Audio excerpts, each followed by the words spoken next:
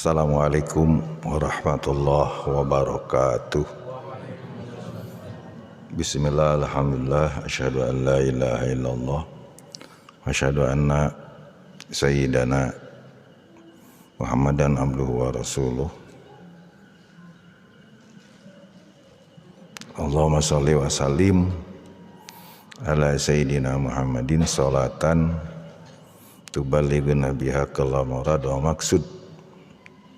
Amma ba'du fa ya ibadallah ittaqullah washkuru lahu la'allakum tuflihun.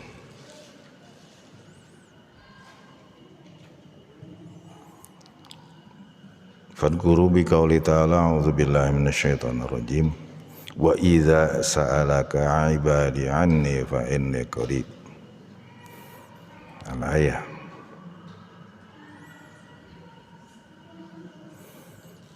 Wa qala Nabi sallallahu alaihi wasallam lil jannah babun yuqalu ar-ruyan la yadkhuluhu illa as-shaimun.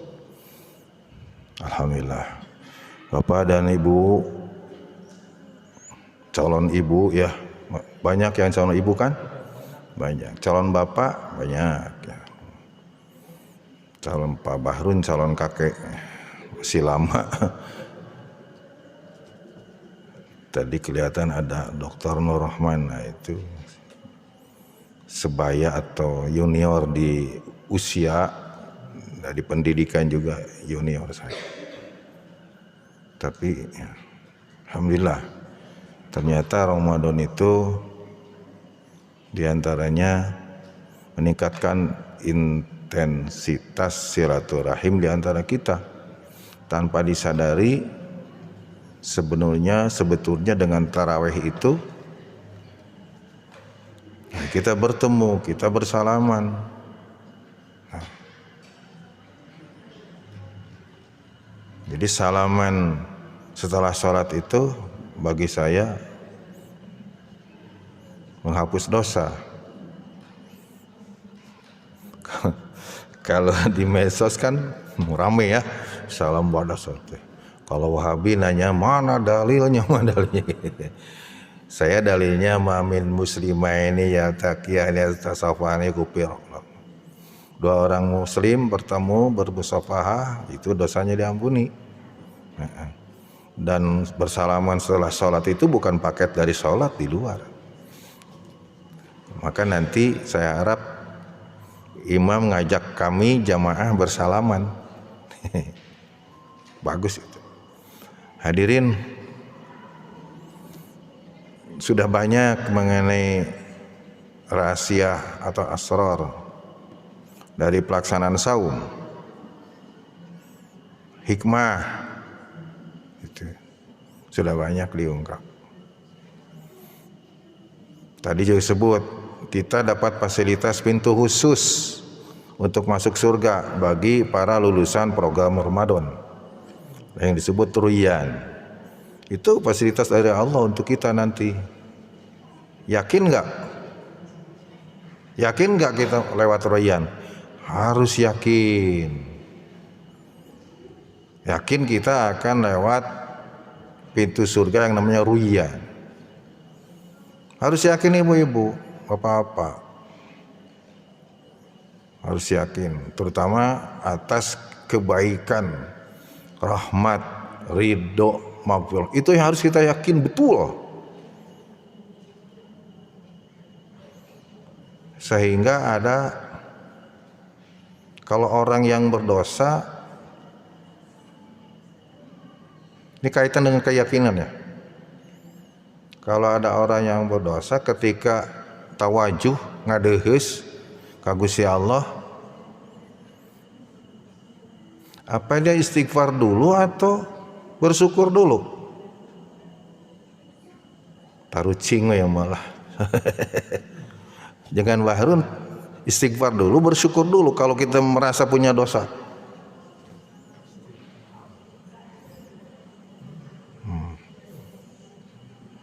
Lamun urang ujug-ujug Gusti abdi seueur dosa, Tapi lamun oge alhamdulillah Gusti adi peparin sadar rumaos abdi loba salah. Mana nu bagus? Ternyata di Sayyidul Istighfar Abu ulaka bini matika alayya wa abu'u bidan bi faghfirli fa innahu la yaghfiru dzunuba illa. Tetap kita sebanyak apapun dosa kita, tetap dahulukan menempatkan Allah sebagai al-mun'im bi jala'ilin ni'am wa daqaiqun ni'am. Tempatkan Allah sebagai pemberi nikmat. Salah satu nikmat urang dipaparin kasadaran rumah sakana dosa. Itu rahasianya Sayyidul Istighfar Abu ulaka binikmatika alayya wa abu bidan bi. Payunkeun Gusti Allah, hadirkeun sebat teh rahmat Gusti Allah. Gusti Allah dengan rahmatnya, Gusti Allah dengan magfirahnya, Gusti Allah dengan ridhonya, rahmat ridho magfirahnya. Geus kitu kakara perbuatan makhluknya eta dosa urang anu bakal diselesaikan dengan rahmat Allah, diselesaikan dengan ridho Allah, diselesaikan dengan magfirah Allah. Kenapa saya bicara ini dulu? Karena momentum Ramadan itu sangat strategis. Hari-hari di bulan Ramadan sampai Allah kan membuat dibagi 3 ya. 10 hari awal rahmat, 10 hari kedua magfirah, 10 hari ketiga itkun, hasil dari pertaubatan kita. Maka artinya segala kesalahan dibebaskan oleh Allah, hasil dari perbuatan kita, amaliah kita di bulan Ramadan. Jadi mari kita mengisi hari-hari yang tersisa untuk betul-betul memanfaatkan hari-hari itu.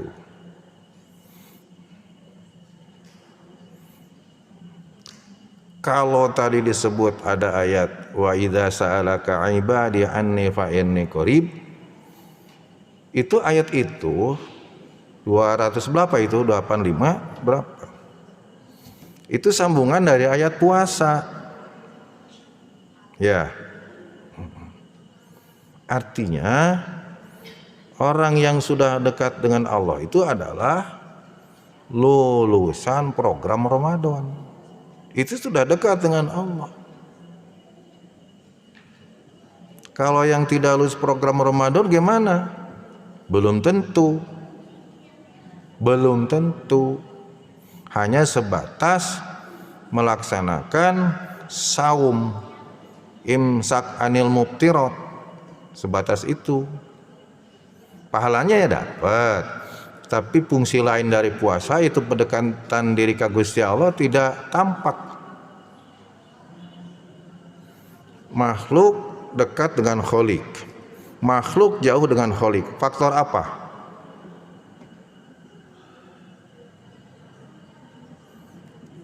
Dalam diri manusia ada juga unsur lahutnya, unsur ketuhanan, yaitu berupa kesadaran. Jauhnya kita makhluk dengan Kholik karena kita terlalu mengenyampingkan, tidak protek, henteu ngeh. Karena unsur-unsur lahut anu aya dina diri unsur ketuhanan. Jadi Gusti Allah kapungkur wa idza sawaitu wa nafakhtu fihi min ruhi. Jangan salah. Min ruhi.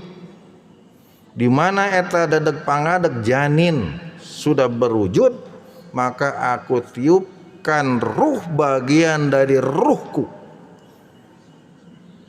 Sadar nggak kita? Di sini sebetulnya harus dimulai pembahasan fitrah dalam dunia pendidikan Islam.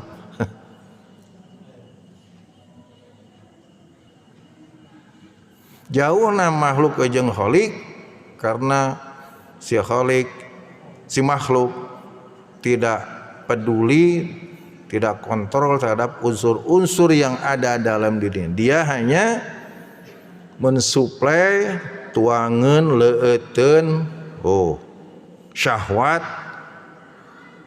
hanya itu yang menjauhkan. Innallaha yubahi malaikatu asyabab at-tarik ladadid dunya li ajli lawa Allah. Ini hadis kursi. Allah membanggakan seorang pemuda kepada malak karena si pemuda itu meninggalkan syahwatnya, syahwat makan, syahwat seksual, dan syahwat-syahwat yang lain. Alasannya apa? Li ajli, karena Allah. Karena tadi itu dia merasa jauhnya dia dengan Allah karena unsur-unsur nasut saja yang dipenuhi oleh dirinya. Makan, minum, tidur, seksual. Maka dari sini bisa jadi memang betul kata Nabi, likulli syai'in babun wa babul ibadah al-ju'. Likulli syai'in babun, segala sesuatu itu ada pintunya, ada awalnya kita masuk ke dalam sebuah proses. Kalau tadi gambaran ruyan itu fisik, tapi ini berbeda. Setiap segala sesuatu ada pintu masuknya. Kita mau bisnis ada pintu masuknya, kita mencari ilmu ada pintu masuknya, bahkan untuk maksiat juga ada pintu masuknya. Tapi kata Nabi, pintunya ibadah itu al-ju' atau saum. Memang dikatakan oleh pengarang kitab ada sanadnya yang dhaif. Tapi saya tidak lihat itunya. Apa iya saum sebagai pintu masuk untuk kita ibadah? Ibadah itu sendiri apa? Sering saya di mimbar ini kemukakan, ibadah itu unsurnya abdiyah, penghambaan. Kenapa Anda tidak berani makan minum di siang hari, berhubungan intim? Karena diri kita sedang sadar melaksanakan kehambaan kita di hadapan Al-Khaliq yang senantiasa melihat sampai lubuk yang paling dalam dari diri kita. Dan itu unsur terpenting dalam konsep ibadah itu. Ada abdiyah, ada ta'abud, ada ubudiyah, ada tanasuk, ada ta'aluh. Tapi yang terpenting abdiyah yang harus ada di awal. Kita menjadi hamba Allah kalau memang kita menempatkan diri kita sebagai seorang yang lemah, seorang yang fakir, seorang yang butuh di hadapan Gusti Allah. Di hadapan sesama makhluk tidak. Kalau kita merasa rendah diri, lemah, dhaif di hadapan makhluk, berarti kita menghamba ke makhluk. Kalau yang ada dalam pikiran kita uang, jabatan, berarti kita menghamba ke situ. Maka kembali kepada hadis Nabi tadi, likulli syai'in bab wa babul ibadah al-ju' as-saum. Wah, ini kan jadi penting kita ini. Menghamba kepada Allah itu perlu, kesimpulannya harus dengan berpuasa, kira-kira gitulah. Atau berpuasa itu bisa merupakan jalan masuk untuk kita melakukan ibadah-ibadah yang lainnya. Salat itu bisa nganteng ka Gusti Allah upami husu. Puasa sok sanajan urang keur ulin tapi sadar keur puasa moal daek barang dahar dina barang dahar nah tempat tu nyingkur ya, cari tempat yang tersembunyi. Karena kita punya kesadaran.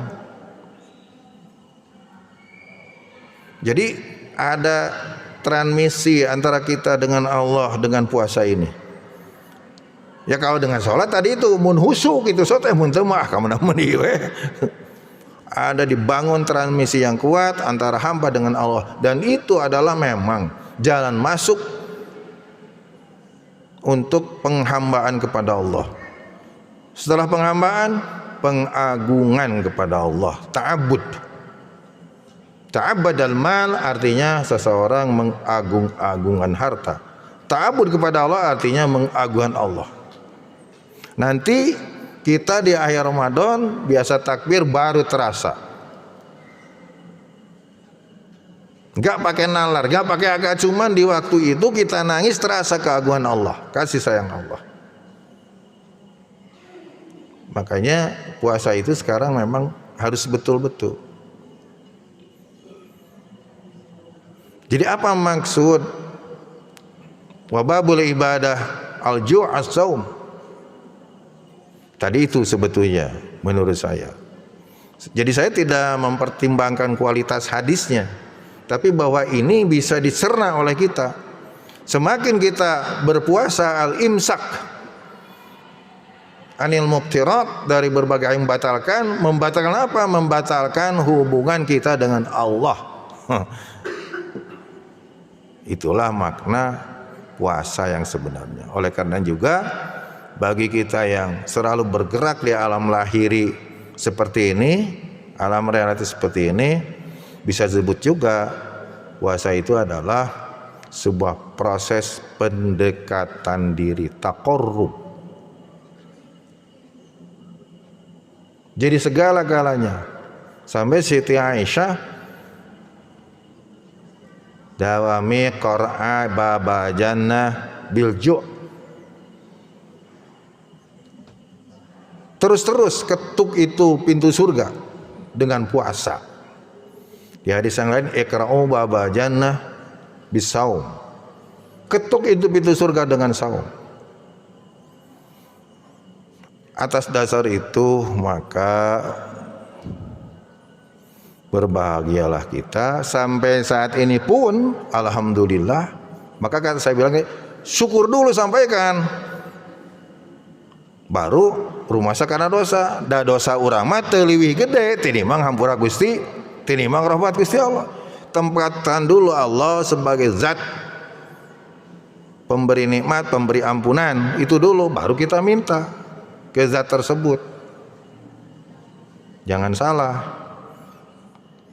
Allahumma anta rabbi la ilaha illa anta ana abduka wa ana ala ahdi wa adika mastata'tu a'udzubika min syarri ma sana'tu abu ulaka bi ni'matika wa abu bidan bi faghfirli. Jadi ngangkan heula kana keagungan Gusti, karena Allah sebagai al-mun'im. Balik karena judul awal, tema awal, puasa adalah jalan masuk untuk kita beribadah. Beribadah yang unsur yang paling penting penghambaan. Ku puasa urang ngahamba ka Allah wungkul, lapar jeung haus ke ditahan. Korupsi ge moal bisa keur puasa mah. Anu sadar, anu teu sadar mah ngeur. Nyarekan ge teu tiasa. Lamun dicarekan, nyarekan mungkin, tapi dicarekan ku batur urang males dah urang. Wa ana shaim gitu kan kalau mari orang. Oleh karenanya mari kita manfaatkan hari-hari yang tersisa dengan senantiasa lakukan puasa kita satu saja, liridho illahi ta'ala. Ampunan kita otomatis diampuni oleh Allah dan Allah karena kita memang mencari ridha Allah. Sudah ridho, dosa diampuni, nah baru rahmat turun. Udkhulu jannati bi rahmati. Ada seorang hamba dosanya keliwatan, sudah tidak terhitung. Kata Allah, fazinu, coba timbang itu. Kata malaikat, ya Allah, aku tidak menemukan kebaikan. Ya coba dicari lagi. Akhirnya malaikat menemukan. Satu saat si hamba itu bersyahadat secara ikhlas. Kata Allah, sudah, wadkhulu jannati bi rahmati, bukan karena amalnya. Maka salah satu yang harus kita perhatikan, ikhlaslah amal kita itu untuk mendapat ridho Allah Subhanahu wa taala. Mudah-mudahan kahartos, pamitos kahartos janten tanagi, sehingga orang insya Allah kengeng rahmat Allah Subhanahu wa taala. Assalamualaikum warahmatullahi wabarakatuh.